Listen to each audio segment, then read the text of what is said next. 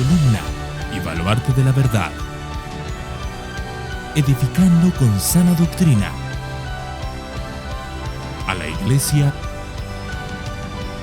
de Cristo.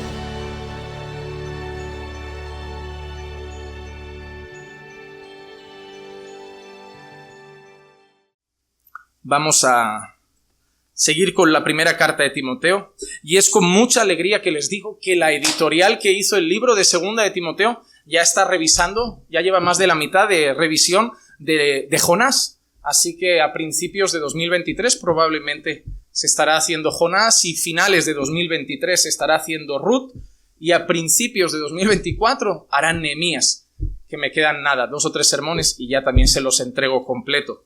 Así que aquellos que han cogido el primero, hombre, tienen que cogerlos todos, para montar un estante con los comentarios de los sermones que escuchamos aquí en la iglesia. Está muy bien.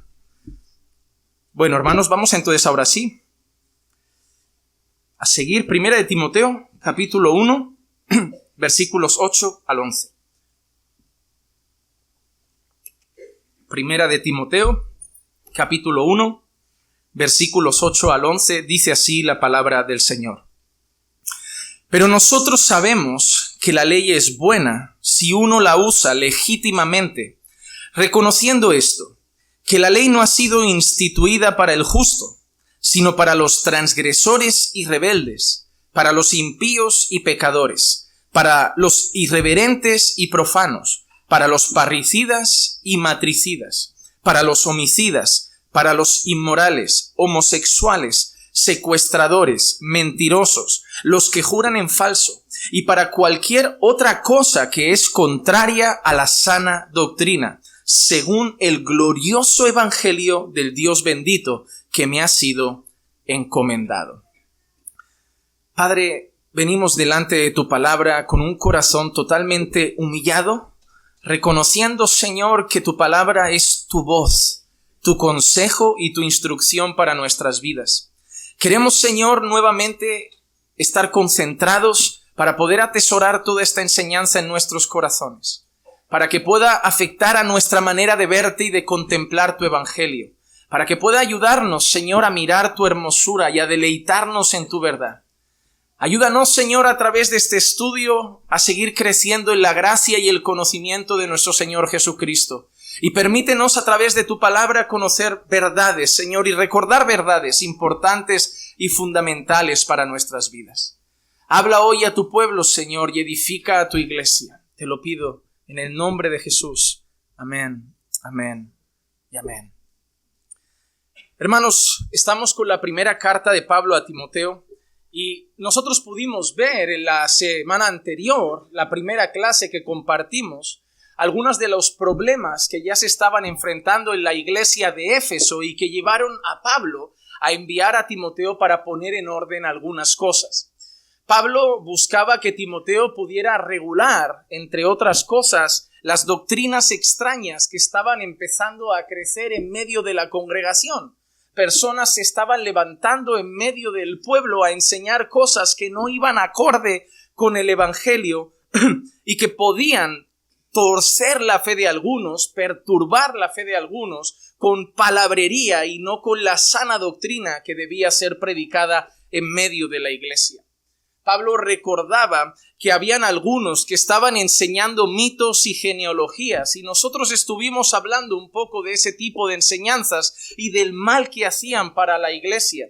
Entonces Pablo manda a Timoteo con la necesidad de poder hablar con los hermanos o con aquellos hombres que están enseñando cosas diferentes en medio del pueblo, con el deseo de crear en ellos un corazón puro, una conciencia limpia, intentar que se vuelvan de sus malas enseñanzas y que se limiten a seguir enseñando lo que Pablo había establecido por parte de lo que había aprendido del Señor Jesucristo. Así que el primer capítulo de Timoteo, a grandes rasgos, se va a centrar en la necesidad de corregir las doctrinas extrañas. A partir del segundo capítulo de Timoteo, vamos a estar viendo en ese segundo capítulo cómo Pablo empieza a regular el culto, cómo debe ser la adoración, cómo debemos comportarnos en medio del culto a Dios, cómo debemos comportarnos tanto hombres como mujeres en medio del culto al Señor. Pero todo el capítulo 1, Pablo va a estar tratando el tema de las doctrinas extrañas en contraste con la sana doctrina que debe ser predicada. Entonces, debemos tener presente de dónde venimos. Y venimos de ese punto donde habíamos hablado que personas se habían entregado a la enseñanza de mitos y genealogías. Nosotros debemos partir de una idea, hermanos. Los versículos de hoy no son independientes a los versículos de la semana pasada. Todos son parte del mismo capítulo. Y esto lo tenemos que tener en cuenta en todo lo que vamos a ir estudiando. Porque nosotros, por ejemplo, vamos a encontrar un versículo en el capítulo 2 de Timoteo, donde Pablo va a decir, porque Dios quiere que todos los hombres se arrepientan y sean salvos. Entonces, ese versículo suelto puede dar una idea equivocada de lo que quiere decir ese versículo. Entonces, una de las cosas importantes que tenemos que tener presente es que todo lo que vamos a enseñar tiene que ver con el principio de la carta y la intención de Pablo en cada uno de los segmentos de la carta.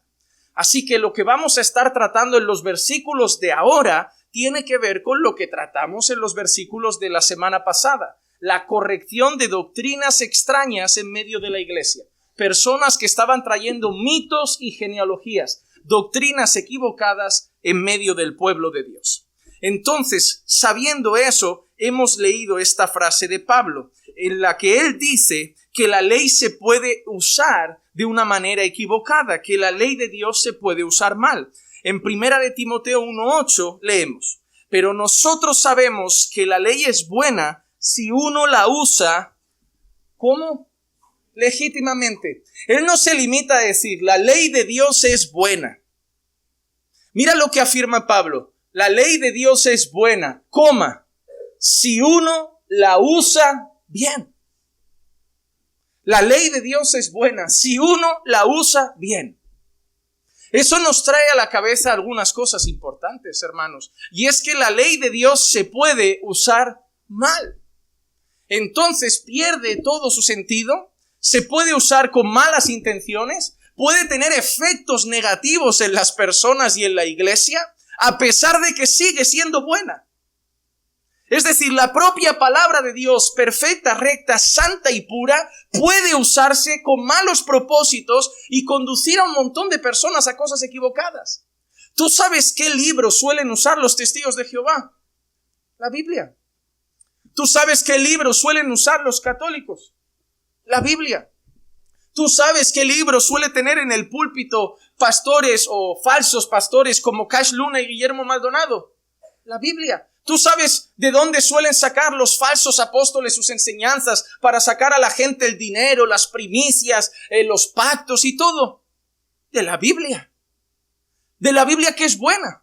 De la Biblia que es santa. De la Biblia que es recta. De la Biblia que es pura. De la Biblia que es perfecta. Si se usa legítimamente. Muchas personas acusaban a Pablo de ir contra la ley. Y por eso Pablo empieza su frase diciendo, pero nosotros sabemos que la ley es buena. ¿Por qué Pablo empieza con esa frase? Porque a Pablo le acusaban de lo contrario. Porque muchas personas miraban a Pablo como una persona enemiga de la ley, enemiga de la Torá, enemigo de las enseñanzas de Moisés. ¿Y por qué pensaban de esa manera? Miren, ¿recuerdan cuando Pablo está hablando de la salvación únicamente por gracia, mediante la fe en el Señor Jesucristo? Cuando Pablo está hablando de eso en su carta a los romanos, justo después encuentras esta pregunta: ¿pecaremos entonces porque estamos en la gracia? Eso es porque Pablo sabía que muchas personas que tenía delante, opositores de Pablo, estaban diciendo, pues si la salvación es solo por gracia, Pablo está diciendo que la ley ya no vale, que los mandamientos ya no valen, que ya no hay pecado, que ya da igual cómo se viva. El apóstol Pablo sabía lo que sus detractores estaban pensando y lo que sus detractores estaban afirmando. Y muchos siguen haciendo lo mismo. O cuando decimos eso, que la salvación es solo por gracia, no te dice la gente, entonces te enseñan que puedes vivir de cualquier manera, porque si eres un escogido de Dios puedes vivir pecando que serás salvo. O no dicen las mismas cosas. Los mismos detractores que tuvo Pablo son los mismos detractores que tiene la Biblia a día de hoy. Y siguen acusándonos de lo mismo, de ir contra la ley, de promover el libertinaje. Pero Pablo por eso dice, ¿pecaremos entonces porque estamos en la gracia? De ningún modo. Si hemos muerto al pecado, ¿cómo vamos a vivir ahora en él? Pablo no promueve el libertinaje. Lo que Pablo enseña es que lo que ahora nos mueve a la obediencia no es el deseo de salvarnos por nuestra obediencia, sino la gratitud de haber sido salvos y ahora en el Espíritu vivimos una vida obediente. Pero no corremos detrás de la salvación a través de la obediencia como querían los judíos que buscaban su propia justicia. Cuando Pablo no está hablando de la elección que dice, antes de que hubieran nacido, Dios ya dijo a Jacob amé y a Esaú aborrecí. No dice Pablo, ¿acaso entonces Dios es injusto? ¿Quién eres tú para altercar contra Dios? Y empieza Pablo a hablar de cuando Dios dice, yo tendré misericordia de quien tenga misericordia, porque no depende del que corre ni del que quiere, sino del que yo tengo misericordia. Entonces Pablo ya sabía que al hablar de la elección, la gente ya estaría diciendo, entonces Dios es injusto. Pablo, inspirado por el Espíritu Santo, sabía que a la hora de enseñar las Escrituras, lo que la gente que estaba en contra ya tenía en la cabeza y cuáles iban a ser los principales argumentos contra las enseñanzas de Pablo. Mucha gente, al ser un hombre que empezaba a hablar solo de la gracia, solo de Cristo como único mediador entre Dios y los hombres, ¿cuáles eran las acusaciones contra Pablo? Ya no te importa Moisés. Ya no te importa Abraham, ya no te importa la circuncisión, que es la señal del pacto de que ahora somos pueblo de Dios. No te importa la Torá, vas en contra de los mandamientos, vas en contra de nuestra tradición. Tenían a Pablo muchos judíos como enemigo de la ley. Y por eso Pablo empieza con esa afirmación. Pero nosotros sabemos que la ley es buena. Para que nadie diga, Pablo dice que la ley es mala. Pablo dice que la ley es contra lo que él enseña. Pablo está en contra de la ley. Por eso Pablo afirma, pero nosotros sabemos que la ley es buena. Y es ahora donde Pablo apunta a sus acusadores y dice, si se usa bien. Pablo, ¿sabes lo que les acaba de decir? El problema vuestro es que no sabéis entender la ley. El problema vuestro es que estáis aplicando mal la ley. El problema vuestro es que estáis trayendo a la gente mal la ley de Dios. Ninguno la vemos mala. Solo que vosotros la estáis usando ilegítimamente, de una manera equivocada. Ahora Pablo, en el segundo punto, les recuerda para quién es la ley. Voy a hacer la explicación de los versículos de una manera rápida y luego voy a traer algunas aplicaciones y reflexiones personales sobre eso. Así que primero Pablo dice eso, la ley es buena, pero solo es buena si se usa y si se aplica y si se enseña bien. Se puede enseñar mal. Porque hoy tenemos judaizantes, tenemos la misma Biblia, pero porque hoy tenemos personas que te dicen, pero todavía no puedes comer eso, todavía no puedes hacer eso, todavía tienes que hacer esos rituales, todavía que tienes que celebrar esas cosas. ¿Por qué? Tenemos la misma ley, pero unos no la usan legítimamente. Uno no las están usando de la manera apropiada. Ahora, en los versículos 9 y 10, Pablo les recuerda para quién es la ley. ¿Para quién es la ley? Y dice esto, reconociendo esto, que la ley no ha sido instituida para el justo, sino para los transgresores y rebeldes, para los impíos y pecadores, para los irreverentes y profanos, para los parricidas y matricidas, para los homicidas, para los inmorales, homosexuales, secuestradores, mentirosos, los que juran en falso y para cualquier otra cosa que es contraria a la sana doctrina. Antes de que vayamos a entender mejor este tema de ahora, esta parte del texto, me gustaría ir a las palabras griegas que aparecen en cuanto a estos pecados. Porque a veces la palabra griega da una idea mucho más amplia o mucho más descriptiva del pecado en cuestión. Me gustaría mencionar la lista de palabras que aparecen aquí. Por ejemplo, y creo que están todas en pantalla, la primera que quiero mencionar es anomos. Anomos significa directamente sin ley. Esas son las personas que Pablo va a describir ahora. Pablo dice, porque la ley no fue dada para los justos, la ley fue dada para este grupo de personas. Y mira qué grupo de personas va a describir Pablo. Primero habla de anomos, y esos son personas que están sin ley. Y cuando digo sin ley, no es que no tengan ley, es que ignoran la ley, desprecian la ley, le dan la espalda a la ley. Nosotros los tendríamos como anarquistas, personas que van contra todo tipo de ley y norma. Luego aparece los anupótactos, que significa sin sujeción, rebeldes y sin sometimiento. Eso es lo que significa esa palabra griega. Personas que no se sujetan a ninguna norma, personas rebeldes, de naturaleza rebelde, y personas que no se someten a ningún tipo de autoridad, ni siquiera a la ley establecida por Dios. Luego aparece otra palabra que es asebés, y la palabra asebés habla de una persona sin ningún tipo de reverencia, con actitud irreverente, especialmente por las cosas santas y sagradas. Así que si tú ves una persona que entra en el culto y desprecia el culto, se burla de la Biblia, se burla de Dios, se burla de la alabanza, se burla de lo sagrado, es una persona que nosotros consideraríamos asebés, una persona irreverente, especialmente a las cosas santas. Luego aparece la palabra griega hamartolos. Hamartolos significa pecadores. Si te das cuenta, en nuestro texto aparece pecadores, pero pecadores a nosotros nos suena una palabra muy genérica. Realmente la palabra que aparece ahí, hamartolos, se refiere a practicantes de pecado, personas que tienen el hábito de pecar. Ya no es lo mismo, porque pecadores somos tú y yo. Pero no es lo mismo que practicantes del pecado, personas que practican el pecado como un hábito en su vida. Luego aparecen anosios, que son personas malvadas, perversas e igualmente sin lealtad a lo santo. Malvadas y perversas. Personas que son movidas con intenciones malvadas en su corazón. ¿Sabes? Esas personas que cuando hablan de alguien es con la intención de hacerle daño, de lastimar, que cuando te cuentan algo es para herirte, que cuando te corrigen es para hundirte. Esas personas que todo lo que dicen, todo lo que hacen, todo lo que organizan es con la intención de herir, de lastimar, de hacer el mal. Esas son las personas que Pablo está describiendo aquí. Luego aparece la palabra bébelos, que significa profano o pagano. Personas que practican de actividades paganas.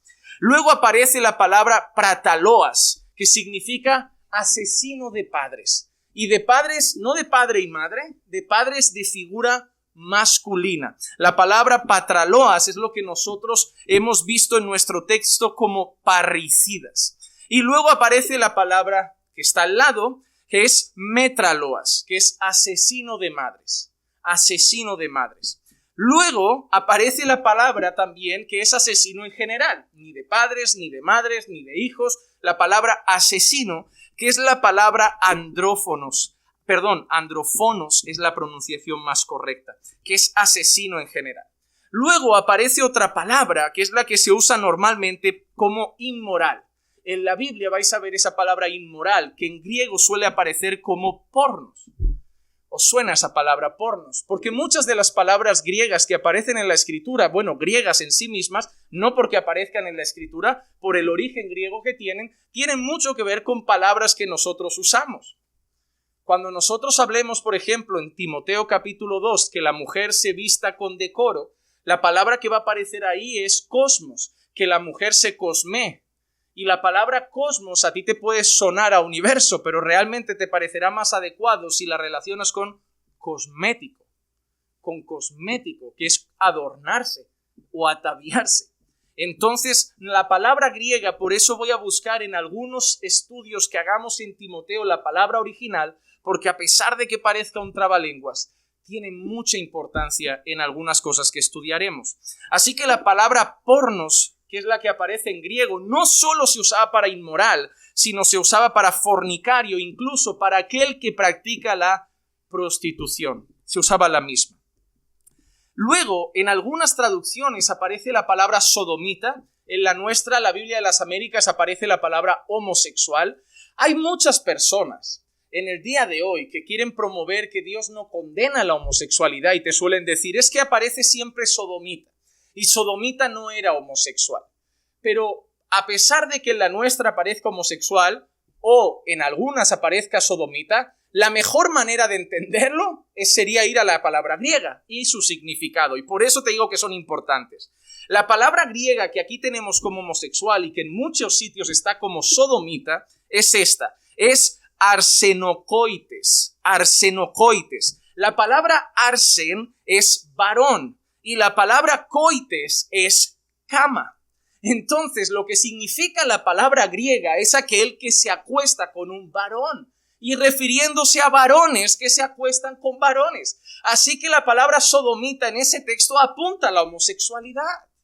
Y es precisamente la palabra sodomita la que se utiliza, porque cuando vemos el texto de Sodoma y Gomorra, cuando vemos a los sodomitas en Génesis, es porque ¿qué querían hacer los hombres de la ciudad con los visitantes que estaban en la casa de Lot? ¿Qué querían hacer? Del tener relación sexual con hombres, para ellos eran hombres, varones que estaban visitando, ellos los querían para tener relaciones con ellos. De ahí empiezan a utilizar la palabra sodomita como hombres que quieren tener cama con varones. Así que sí, hermanos, Dios condena la homosexualidad.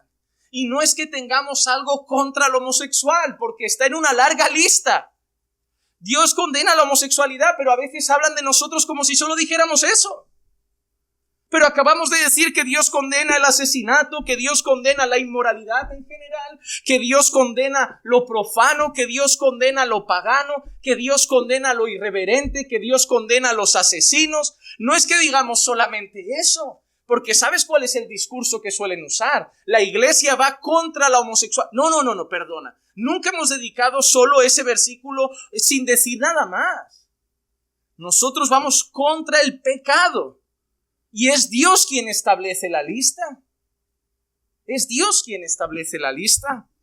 ¿Qué más palabras? 3 más que quiero mencionar. Aparece también la palabra andrapodistés, que significa esclavizador o secuestrador. Personas que hacían esclavos a otros, personas que se dedicaban a secuestrar gente en el camino, a venderlas como esclavos. Y esa parte es interesante, ¿eh? Y te digo por qué, porque cuando tú solo lees el texto no piensas en muchas cosas.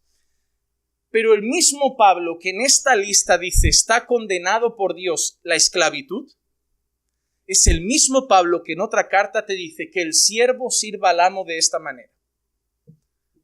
¿Te has dado cuenta? Pablo, inspirado por el Espíritu Santo, empieza a dejar claro en la Escritura que la esclavitud no viene de Dios. Pero en su contexto, Pablo la regula. Es como jefes tratar bien a los esclavos, jefes tratar con amor a los esclavos. Claro, nosotros, y siempre digo lo mismo, ¿con qué gafas miramos la Biblia? Con las gafas occidentales, abolida la esclavitud, viva los derechos humanos, ahora tenemos nuestro descanso para el almuerzo, nuestras 40 horas semanales, el resto ya es aprovecharse de la gente, necesitamos nuestro mes de vacaciones, nuestros 80 meses de baja de paternidad, nuestros 30 meses cuando te casas, nuestros 40 meses, porque somos esa generación, hemos pasado de la esclavitud a esclavizarnos a la cama. ¿Sí o no, hermanos? Nos quejamos de la esclavitud, pero porque en el fondo nos gusta la pereza. Las dos cosas están mal ante los ojos de Dios, ¿eh? Las dos cosas. Pero es interesante que nosotros debemos leer la Biblia con los ojos de un judío. Y cuando un judío lee que el siervo sirva a su amo como al Señor, él no se escandaliza, porque era su contexto normal. Cuando nosotros estuvimos enseñando la historia de Ruth, de Booz, y veíamos toda esa parte bonita, se nos olvidaba un detalle, que Booz tenía sirvientes. No eran esclavos. Si te dijera cómo era un sirviente de la época, tú lo considerarías un esclavo. Si te dijera su jornada laboral, qué salario tenían, o qué tenían al final del día, tú dirías, ¿eso es esclavitud? Para ellos no, para ellos era lo normal. Incluso, ¿por qué? Porque para muchos de ellos, servir a un buen señor era lo mejor que podían aspirar en la vida. Porque fuera de eso se iban a morir de hambre, porque fuera de eso no había lo mismo que hoy. Ellos no tenían al asistente social para decir, es que tengo 12 niños, ¿qué me das? Toma, mira, ayuda del alquiler, ayuda para la escuela, ayuda para la comida. Es que tengo 12 niños, pues empieza a vender alguno. Tú te ríes, pero era la única esperanza de vida de algunos niños en aquel entonces. No puedes leer la Biblia con los ojos de un español de nuestro siglo. Tienes que leer la Biblia con la mirada de un judío de aquella época o te vas a entrar en shock. ¿Por qué? Pero hay una cosa bonita. Es como el tema de la poligamia. Dios permite ¿En qué parte de la Biblia Dios dice estoy a favor de la poligamia? Pero te vas dando cuenta que conforme pasan los días, Dios va dejando cada vez más claro, una mujer, una mujer, una mujer. Otra cosa es que en el contexto algunas cosas fueran así y Dios las regulara.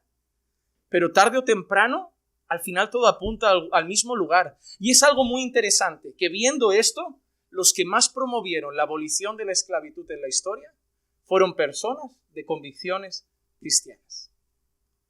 Fueron ellos que leyendo la Escritura acabaron entendiendo que Dios no veía esas diferencias, que Dios no hacía esa separación. Pero en aquel entonces está ahí, pero igualmente los esclavizadores y secuestradores también salen en esta lista. Y dos palabras más, aparecen los que se llaman seustes, que significa falsificador o mentiroso, aquel que hace cosas falsamente o miente, y epiorcos, que significa jurar en falso o romper juramentos. Entonces Pablo nos dice lo siguiente, reconociendo esto, la primera frase ha sido, la ley es buena si se usa bien, reconociendo esto, que la ley no ha sido instituida para el justo, sino para todas estas personas. Una cosa importante, esa lista no es exhaustiva. Mira, yo soy yo maltrato a mi mujer, pero no mato a nadie, no hago esto, entonces yo estoy en la lista, yo me salvo. No, Pablo no está diciendo, estos son los únicos pecados para los que la ley se hizo. Pero hay una cosa interesante, es como cuando Pablo habla de los dones. Yo soy de los defensores que cuando Pablo menciona los dones, el don de servir, el don de misericordia, el don de dar, yo creo que Pablo no está haciendo una lista cerrada. Pablo está dejando una idea clara. Todo don viene de Dios. Porque, por ejemplo, ahí no está el de la alabanza. Y yo creo que Dios da dones para la alabanza. Pero yo creo que Pablo está haciendo una lista como diciendo, tened una cosa clara. Todo don viene de Dios y se da para edificar a la iglesia. En este caso, Pablo creo que hace la misma regla. No está diciendo, la ley es solo para estos pecados. No, Pablo está dejando claro que la ley es para los practicantes del pecado. Pero hay otra cosa interesante. Pablo también acaba de afirmar una cosa todavía más importante y yo creo que es la que dice en este texto concretamente. La ley no es para los justificados. La ley es para los que siguen en pecado. Eso es a donde Pablo está apuntando. ¿Sabes por qué? Porque a muchos venían a la iglesia y decían, tenéis que seguir cumpliendo todas estas normas. Y Pablo está diciendo, para ellos no.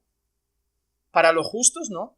Para los que han sido justificados por la fe en Cristo Jesús no. La ley es para los que están ahí fuera. La ley es para los que siguen cometiendo pecado. La ley es para los asesinos, los mentirosos, los que juran en falso, los parricidas, los matricidas. La ley es para ellos.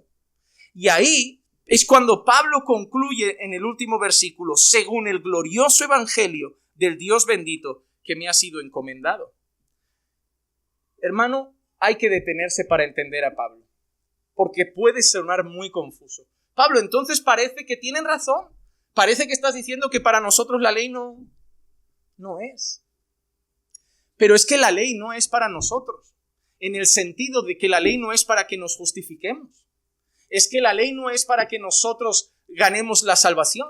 Es que la ley no es para que nosotros nos limpiemos delante de Dios. Es que la ley no es para que nosotros seamos dignos delante de Dios. Es que la ley no es para que nosotros seamos aptos delante de Dios, porque nosotros tenemos la justicia de Cristo. Por eso Pablo dice, según el glorioso evangelio que yo predico.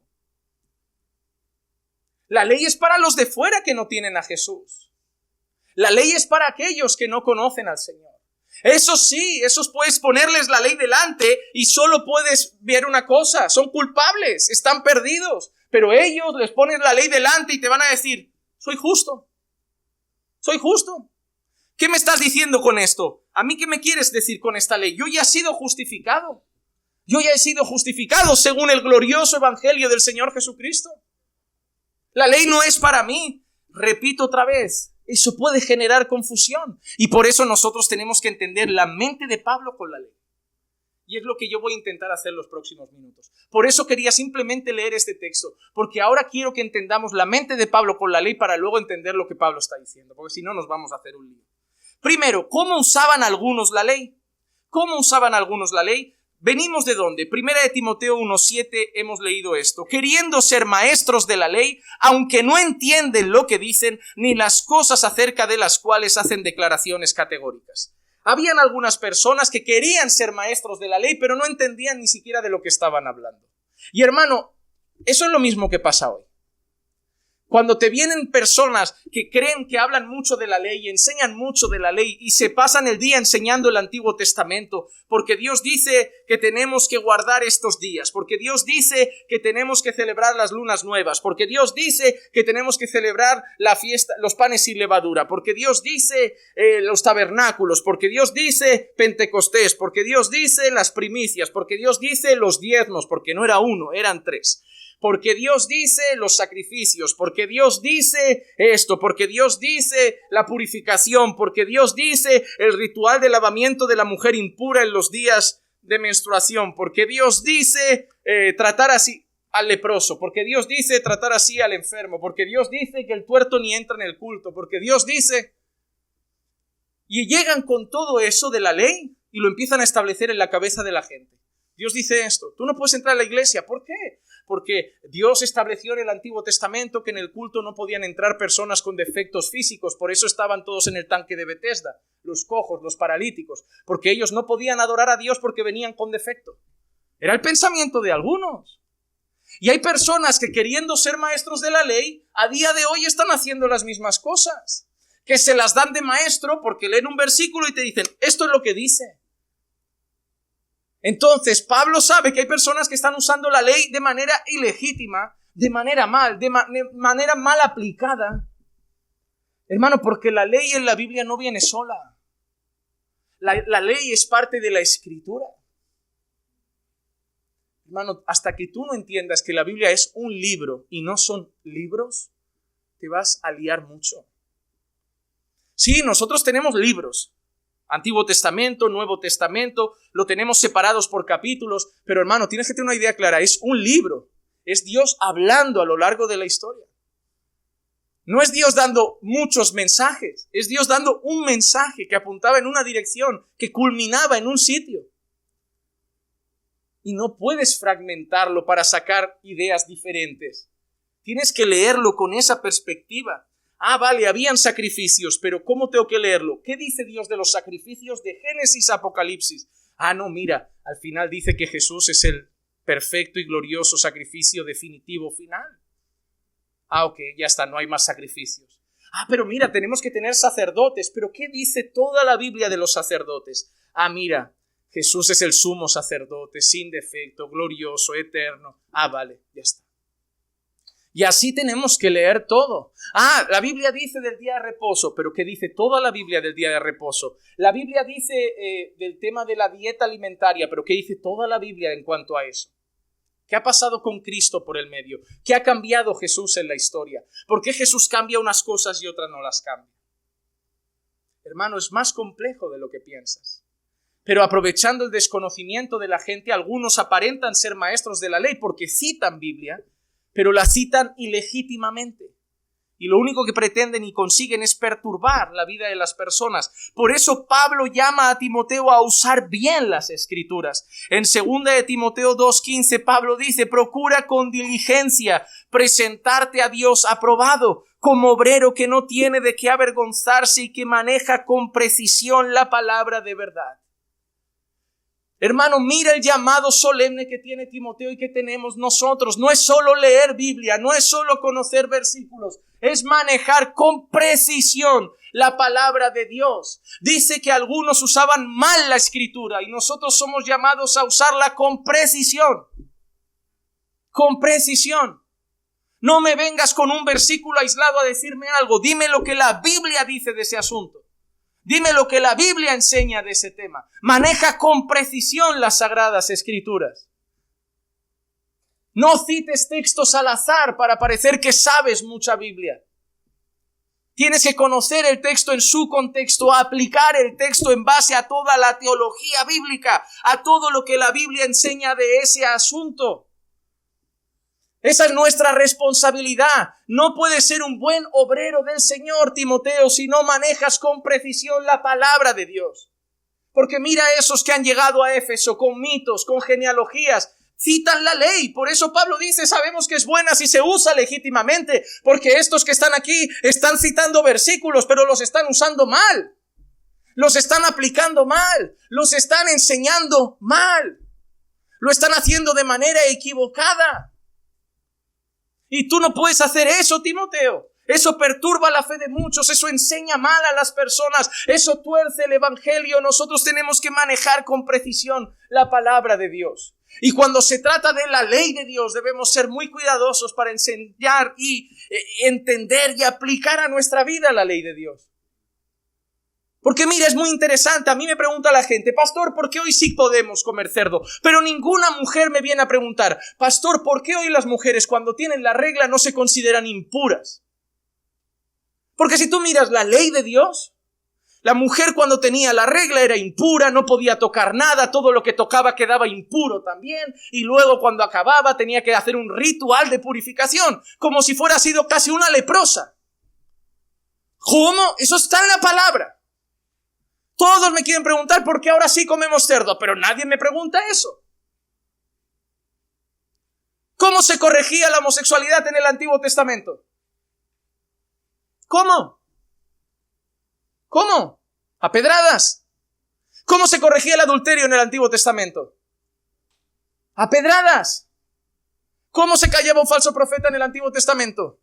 A pedradas. ¿Y qué pasaba si un niño lo corregía, se rebelaba, y se mantenía en su rebelión? Ponlo en la plaza pública, que todos los padres saquen a sus hijos a ver lo que le pasa a los niños rebeldes. A pedradas con él. Ahora yo te digo una cosa, dime un versículo de la Biblia que diga, ya no se tiran piedras. Dime uno. Dime uno. Dime uno. Uno donde diga el Señor, a partir de ahora ya no se mata a pedradas a nadie. Uno. Ah, que es que Jesús dijo, el que esté libre de pecado, que... Ah, entonces Jesús iba contra la ley. No tenéis ni un versículo que diga a partir de hoy no se tira pedradas, pero todos dais por hecho que ya no se tiran pedradas. Pero ¿por qué es la pregunta? ¿Por qué ya no se tiran piedras? ¿Por qué ya no se tiran piedras? ¿Por qué ya no matamos ciertos pecados así de raíz? ¿Por qué ahora lidiamos con el adulterio de manera que haya restauración? ¿Por qué ahora lidiamos con otros pecados de manera que haya restauración? ¿Por qué ya no sacamos el pedrusco? Porque Jesús dijo, quien esté libre que tire la primera. Entonces, ¿tú crees que Moisés no participó de ningún apedreamiento? ¿Qué es que no? ¿Crees que no hubo ninguno? Se dijo eso y nunca nadie murió así. Por ahí alguien salió a buscar leña en día de reposo y no acabó muy bien la cosa. ¿Qué hacemos hoy con los que falten el domingo por irse a pasear?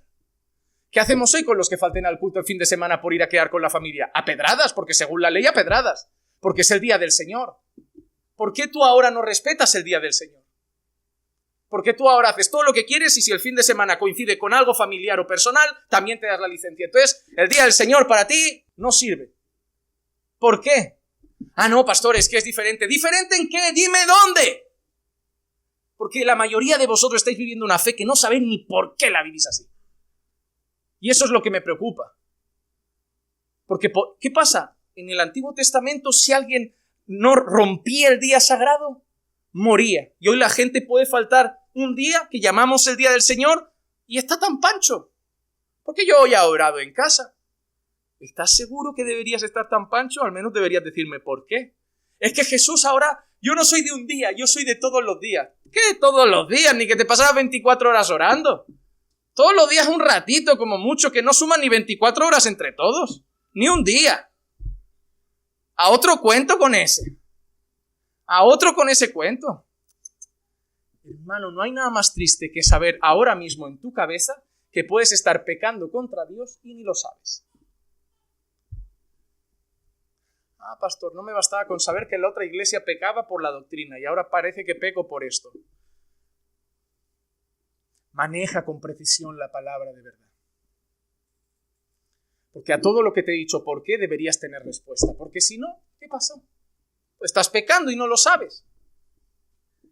Ah, es que como nadie me ha dicho que hay que hacerlo. Es que como ya doy por hecho que eso no se está. O vea, eso no se está, pero te tragaste lo del diezmo cuando te dijeron, está escrito. O sea, lo del diezmo está escrito y está. Lo de la mujer con la regla impura ya no está, pero está escrito. ¿Y en qué parte de la Biblia Jesús dijo: a partir de hoy las mujeres en su ciclo menstrual ya no se consideran más impuras? Hermano, maneja con precisión la palabra de verdad. No podemos simplemente ahora descartar textos bíblicos porque eran para otro tiempo. Porque ahora yo te pregunto, ¿mentir era de otro tiempo? ¿Honrar a padre y madre era de otro tiempo? ¿No decir falso testimonio era de otro tiempo? ¿Ahora se puede decir falso testimonio? ¿Ahora se puede deshonrar padre y madre? ¿Ahora sí se puede matar? ¿Ahora sí se puede usar el nombre del Señor en vano? En esa lista de los 10 está santificarse el día, ¿Ahora ya se puede no hacer? Ah, no, 9 sí, otro no. Uy, os veo muy perdidos, Os veo que esos 9 sí, pero el del día, ese no. Pero ese ahora el domingo. Pero yo te pregunto lo que debes saber. ¿Por qué? ¿Por qué?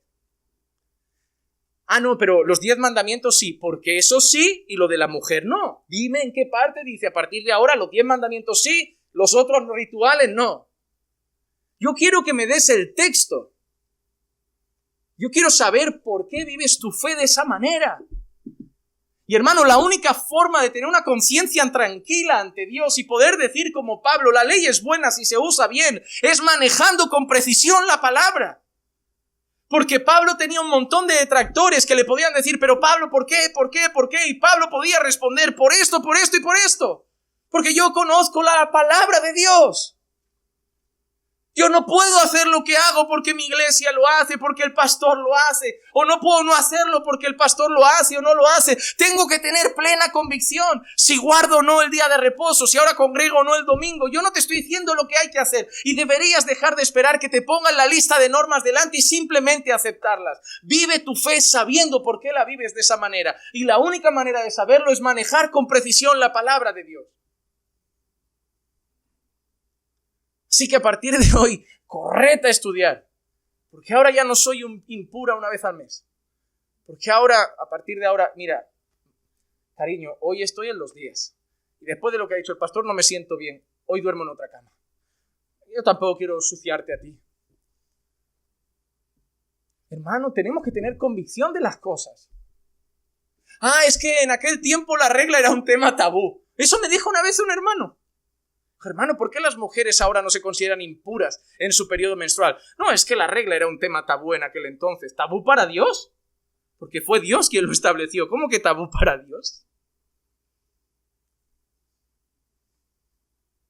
Hermano, maneja con precisión la palabra de verdad.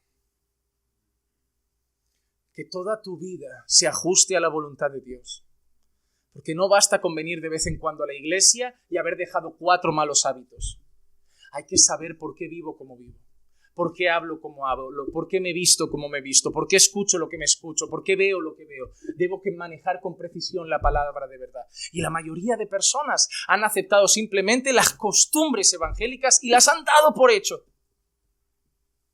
Hermano, ¿sabes qué significa? Que si tu fe vive de eso, mañana puedes estar en otra iglesia, en otra denominación sin problema, porque tú no tienes convicciones. Simplemente estás escuchando, pero no tienes convicciones. ¿Sabes lo que te va a mantener firme hasta el final? ¿Sabes lo que mantuvo Pablo firme a pesar de las acusaciones? Que tenía convicciones. Yo sé en qué Dios he creído. Yo sé en lo que creo. A vosotros celebráis el día de reposo, me parece bien. Vosotros no queréis comer cerdo, me parece bien. Vosotros no queréis hacer eso, me parece bien. Vosotros queréis celebrar Pentecostés, me queréis dar primicia, me parece bien. Pero yo, si no lo hago, al menos tengo que decir el por qué. ¿Por qué no? Porque yo sé en qué he creído. Yo creo en esto, esto y esto. Yo creo que Jesús hizo esto, esto y esto. Y por eso ante las acusaciones Pablo es firme. La ley es buena si se usa legítimamente. Y la ley no fue dada para el justo. Fue dada para estos hombres, para estos transgresores. ¿Por qué? Primera cosa que Pablo entiende de la ley. Que la ley nos dio a conocer nuestra maldad. La ley nos dio a conocer nuestra maldad. Mira qué dice Romanos 7:7. ¿Qué diremos entonces? ¿Es pecado la ley? De ningún modo. Al contrario, yo no hubiera llegado a conocer el pecado si no hubiera sido por medio de la ley, porque yo no hubiera sabido lo que es la codicia si la ley no hubiera dicho no codiciarás. En primera instancia, Pablo afirma de una manera clara y contundente que la ley no es mala porque la ley nos muestra el pecado. La ley no es pecado, la ley da a conocer el pecado. Y Pablo lo afirma así: yo no sabría que codiciar es malo si la ley no hubiera dicho no codiciarás. Necesitamos la ley para que nos haga ver nuestro pecado. Necesitamos la ley para que nos dé a conocer nuestro pecado. Podríamos pensar que estar con otra mujer además de nuestro matrimonio está bien, pero la ley habla del adulterio. Podríamos pensar que el sexo prematrimonial está bien, pero la ley habla de fornicación. La ley me da a conocer mi pecado. La ley me da a conocer la moral de Dios, la norma de Dios, el consejo de Dios, los valores de Dios, los principios de Dios. Mira también lo que dice en Romanos 5, 19 al 21. Porque así como por la desobediencia de un hombre los muchos fueron constituidos pecadores, así también por la obediencia de uno los muchos serán constituidos justos.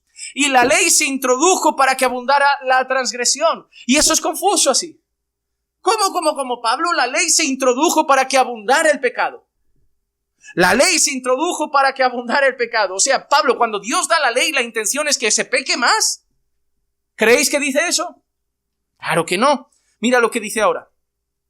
Pero donde el pecado abundó, sobreabundó la gracia, para que así como el pecado reinó en la muerte, así también la gracia reine por medio de la justicia, para vida eterna mediante Jesucristo nuestro Señor. Entonces, ¿qué quiere decir Pablo? Que la ley se dio para que abundara el pecado. Y entonces, donde abundó el pecado, sobreabundó la gracia. Pablo está diciendo lo siguiente: la ley de Dios hizo ver al mundo lo malvado que era. El mundo parecía bueno, parecían buenas personas, parecía que no eran tan malos. Pero cuando llegó la ley, el mundo se dio cuenta de su inmensa maldad. Y donde abundó el pecado, sobreabundó la gracia. ¿Por qué? Porque si pensamos que no somos tan malos, parece que lo que ha hecho Dios no es tan glorioso. Señor, tampoco éramos tan mala gente. Casi te podrías haber ahorrado a tu hijo. Con un sacrificio un poco más pequeño basta si éramos un poquito desobedientes, alguna mentirijilla. Pero ¿qué pasa? Lo contrario. Al traer la ley, digo, pero soy un mentiroso. Y soy un inmoral, y soy un adúltero, y soy un profano, y soy un pagano, y soy un irreverente, y un soberbio, y un orgulloso, si es que soy terrible. Y veo la gracia de Dios, digo, ¡wow! ¡Inmensa gracia! Que has salvado a un vil pecador. Eso es lo que Pablo está diciendo. Así que lo que primero Pablo ve de la ley, el propósito de la ley, el propósito principal de la ley es dar a conocer al hombre su maldad. Por eso, cuando se evangeliza, no puede faltar la ley. ¿Cómo le vas a decir a un hombre que se arrepienta y crea en Jesús si no sabe de qué debe arrepentirse? Para evangelizarse necesita la ley. No es Dios tiene un plan maravilloso para tu vida, Dios quiere rellenar el vacío ese que tienes dentro, Dios quiere hacerte feliz, Dios quiere curar tu tristeza, ven a Cristo que acaban tus problemas. No, ven a Cristo porque eres un vil pecador. ¿Y cómo lo voy a saber? ¿Has hecho esto? La Biblia dice no lo hagas. ¿Has hecho esto? La Biblia dice no lo hagas. ¿Has hecho esto? La Biblia dice no lo hagas. Y la Biblia dice ¿quién lo ha hecho? Culpable. Donde abunda el pecado, hay una gran noticia: la gracia es mayor. La gracia es mayor. Es como esa canción que tanto me gusta: mis faltas son muchas, su gracia es mayor. Su gracia es mayor. Así que el propósito principal de la ley era dar a conocer nuestra maldad. Era dar a conocer nuestra maldad. Por eso Pablo dice, la ley es buena, pero yo no. La ley es buena, pero yo no. Ese es el siguiente punto. En Romanos 7:12 lo deja claro Pablo. En Romanos 7:12, mira que pone aquí: así que la ley es santa y el mandamiento es santo, justo y bueno. La ley es santa, yo no. La ley es justa, yo no. La ley es buena, yo no. Pablo nunca fue contra la ley. Pablo fue contra el pecado. La ley es buena, yo no. La ley es santa, yo pecador. La ley es justa, yo impío. La ley es buena, yo malvado. Para eso se trajo la ley. Para eso se puso la ley, para que el hombre pueda ver su maldad, pueda ser consciente de su pecado, pueda ser real ante la ley de Dios, de su estado ante el Dios de la ley. Otra cosa, la ley no puede justificar al hombre. La ley no puede justificar al hombre. Porque ese era otro error de la época. Si obedezco la ley, seré salvo. Si obedezco la ley, estoy bien con Dios. Si obedezco la ley, soy justo. Hay muchas iglesias evangélicas que algunos piensan así. Hermano, es triste, pero yo he encontrado evangélicos que les dicen: oye, ¿por qué sabes que eres salvo? Porque vivo en obediencia al Señor. Esa es su respuesta. Y está bien que vivas en obediencia. Está bien que te esfuerces en crecer en santidad. Pero no eres salvo porque vivas en obediencia. Porque hay una cosa que debes saber. Dios solo aceptaría un tipo de obediencia para la salvación, y es la obediencia perfecta. Y tú esa no la tienes. Yo también vivo en obediencia al Señor. Yo no voy cada día matando a un padre, matando a una madre. Yo no digo mentiras cada día. Yo no tengo pensamientos inmorales cada día. Yo cada día no me lleno de soberbia. Yo cada día no soy irreverente. Yo cada día no soy irrespetuoso. Yo cada día no juro en falso.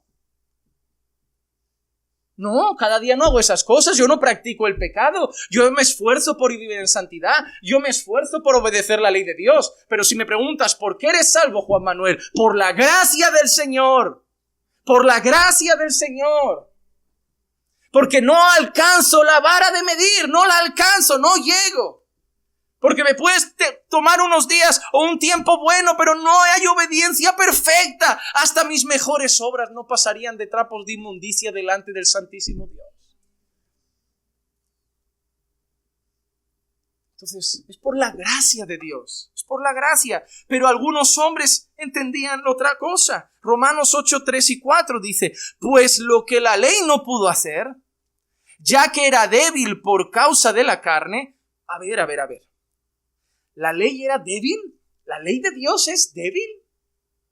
¿La ley de Dios es débil? Te pregunto lo mismo. ¿Crees que Pablo literalmente quiere decir la ley es débil? ¿Por nuestra carne?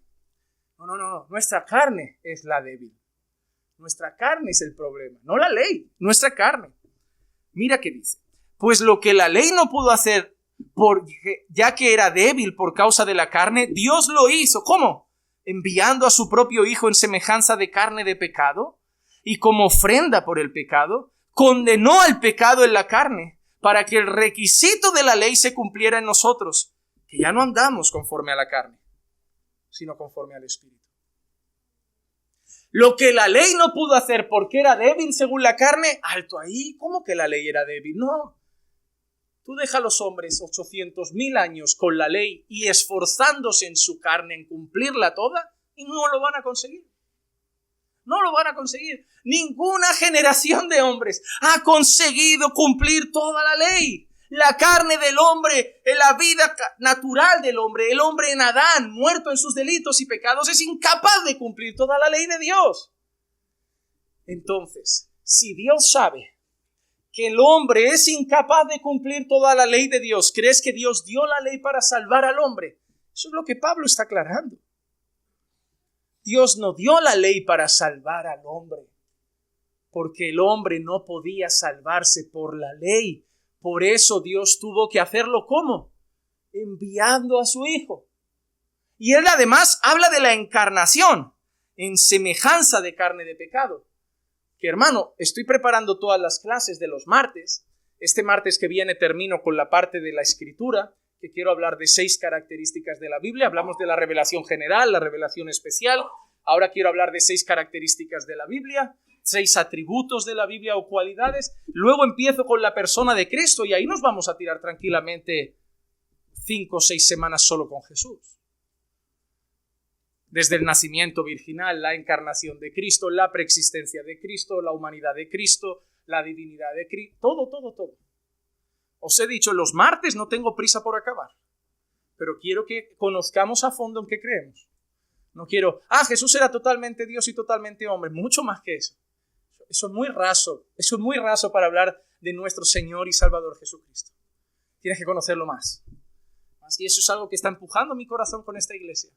No quiero solo un conocimiento superficial de Jesús. Por lo menos, mira, que tengamos un conocimiento superficial de geografía, de historia, de economía, me parece bien. Pero de nuestro Dios, yo voy a vivir lo que me queda de vida para que esta iglesia conozca a Dios a fondo. Mi único deber en esta vida, desde ahora hasta que me muera, es que os volváis especialistas en Dios. Porque para mí todo lo demás es superficial, es secundario. Pero en ese tema tenéis que ser catedráticos. Porque es el tema más importante de vuestra vida y vuestra existencia. Saber quién es Dios realmente y qué quiere Dios de nosotros.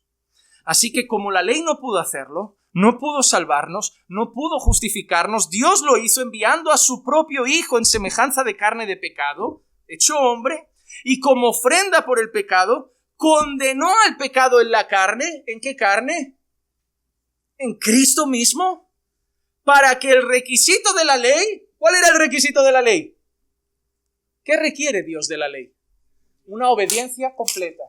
Para que ese requisito de la ley ahora se cumpla en que no lo hemos cumplido. Él pagó el precio para que lo que la ley exige que sí lo hizo Él, se cumpliera en nosotros. En nosotros. Pero mira lo que dice ahora Pablo, que ya no andamos conforme a la carne, sino conforme al Espíritu. Nosotros, que la ley en nosotros ya se ha cumplido en el sentido de su exigencia, ahora nosotros ya no vivimos pecando. Ahora vivimos en el Espíritu.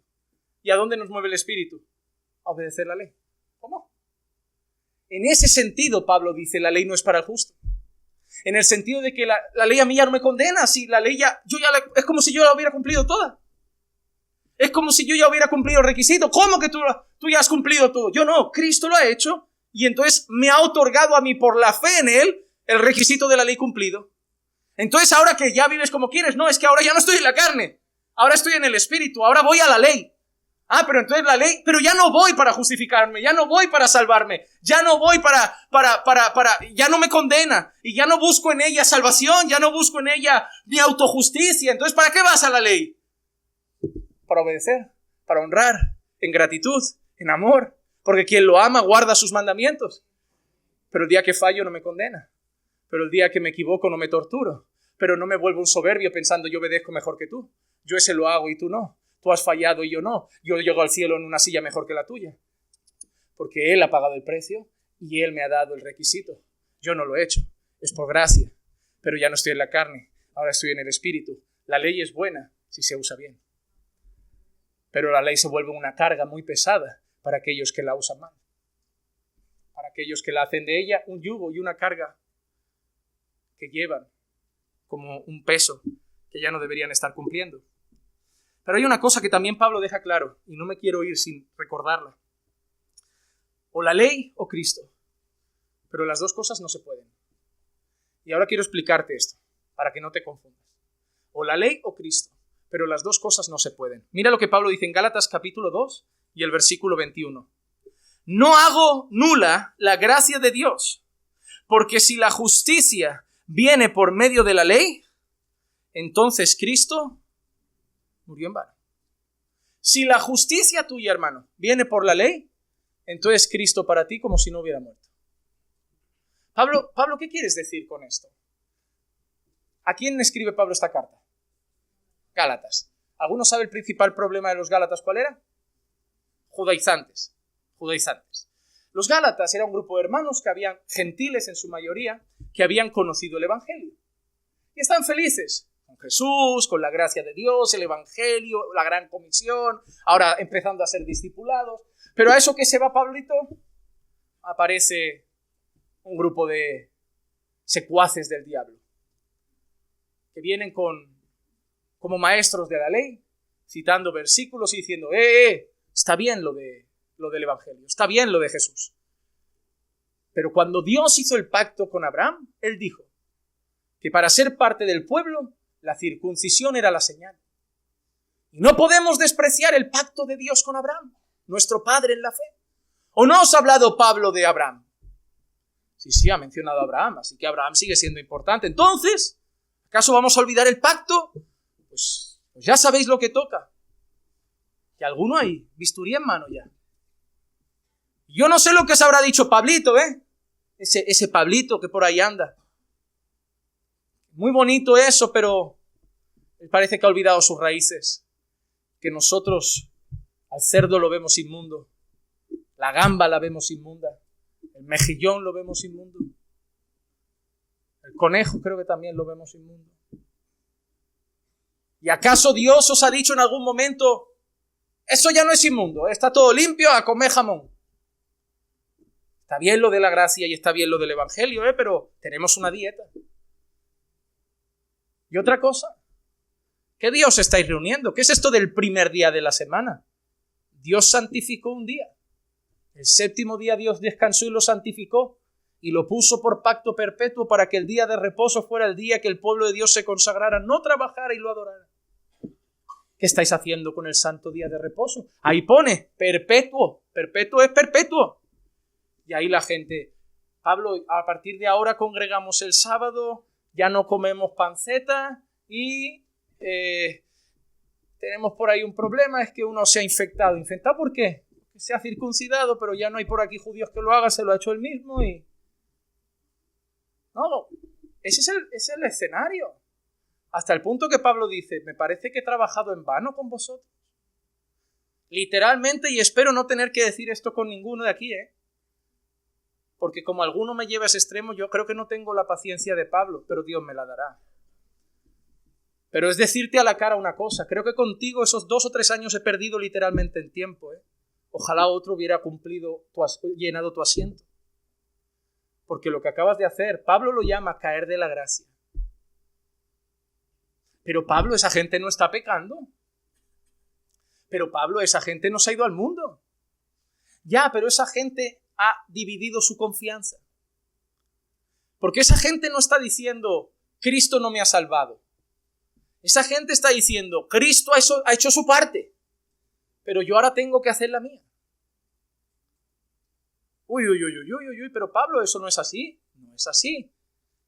Y estadísticas demuestran que muchos evangélicos lo piensan así. Porque eso es lo que enseñan los judaizantes. Los judaizantes no te dicen, la obra de Cristo no vale. Pero los judaizantes te dicen, Cristo hizo eso y ahora tú tienes que hacer esto. Porque si tú le dices, pero entonces Cristo no salva, Cristo sí salva. Ah, pero entonces si no hago eso soy salvo. No, si no haces eso no eres salvo. Entonces Cristo no salva. El problema es ese, hermano, que para Pablo, mira lo que ha dicho, mira la frase de Pablo. Si la justicia viene por medio de la ley, entonces Cristo murió en vano. Pablo está diciendo, o Jesús todo o nada. O toda tu confianza se pone en la obra de Jesús, o si tú crees que el 1% depende de ti, ya Jesús para ti no vale. Porque para ti o consumado es o consumado no fue. Porque consumado es significa finalizado, concluido, terminado, nada más por hacer, todo hecho. Si yo hago mi tarea y la acabo, consumada está. Ahora tú, ¿qué tienes que hacer? Ya está hecha, nada, disfrútala. Pero hay gente que vive su fe así. Hay gente que vive su fe así. Hermano, no dividas tu confianza en cuanto a tu salvación. ¿Cristo es suficiente o Cristo no es nada? O Cristo te ha salvado o Cristo no te ha salvado, pero tú no aportas ni el 1% a tu salvación. Porque entonces allá arriba tú recibirías el 1% de la gloria. Y tú no vas a recibir ninguna. Solo el Cordero es digno. Solo el Cordero es digno. Si la ley es donde tú buscas tu justicia, entonces Cristo para ti ha muerto en vano. Para ti la muerte de Cristo no es efectiva. Así que la ley nos muestra nuestra maldad. La ley no nos puede justificar. Cristo es el único que nos justifica. Y otra función de la ley que tiene en la mente de Pablo La ley conduce a Cristo. La ley conduce a Cristo. La ley nos lleva a Cristo. ¿A quién? A los de antes, a los matricidas, a los parricidas, a los irreverentes, a los homosexuales, a los mentirosos, a los profanos, a los pecadores, a los inmorales. La ley nos lleva a Jesús. ¿Por qué? Porque la ley muestra nuestra maldad. Y porque aunque me esfuerce, no la voy a cumplir. ¿Cuál es mi esperanza? Solo Cristo. Entonces, ¿la ley qué es? Mira lo que dice Pablo en Gálatas 3, 24 al 26. De manera que la ley ha venido a ser nuestro ayo para conducirnos a Cristo. Y la palabra ayo, quiero decirla en griego, porque tiene un significado muy bonito. La palabra griega se pronunciaría de esta manera, paidagogos. Paidagogos. La palabra pais es niño. Es niño. Y la palabra agogos es el que conduce o conducir. La palabra paidagogos significa literalmente el que conduce al niño. Se usaba usualmente para la escuela. El que lo educa, el que lo guía, el que lo lleva a un lugar. El que toma a un niño que no sabe hacer nada y que no puede hacer nada y lo lleva a un sitio y lo guía y lo conduce, a ese se le llamaba paidagogos, que es la palabra ayo en español. Entonces, ¿qué está diciendo Pablo con esa palabra? La ley es el elemento utilizado por Dios para conducirnos a nosotros y guiarnos a Jesús. ¿Cuál era el fin principal de la ley al saber que no podíamos justificarnos por ella y solo mostraba lo malvados que éramos? Que viéramos nuestra única esperanza en el único que pudo cumplir la ley, en Jesús. La ley ha venido a ser nuestro ayo para conducirnos a Cristo, a fin de que seamos justificados por la fe.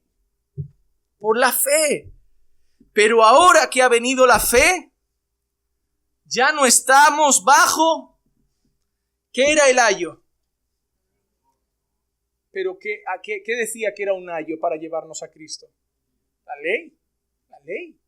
Así que ahora que ha venido la fe, ya no estamos bajo la ley. ¿En qué sentido? La ley ya no nos lleva más a Cristo, ya nos llevó a Jesús. Pues todos sois hijos de Dios mediante la fe en Jesucristo. Así que Pablo dice, la ley es buena si la uso bien. Cuando yo voy a un pecador y le digo, la ley dice esto, y lo llevo a Cristo a través de la ley, es bueno. Cuando yo voy a un pecador y le digo, no hay esperanza, no te puedes justificar, ante Dios eres culpable, pero ahí está Cristo y por la fe puedes ser justificado. La ley es buena, pero vosotros la estáis usando mal. Venís como maestros de la ley, perturbáis el evangelio, judaizáis a los gentiles, les hacéis cumplir cosas que Cristo ya ha consumado. Habéis alejado a la ley de su propósito. Y ahora para nosotros, ¿dónde está la ley?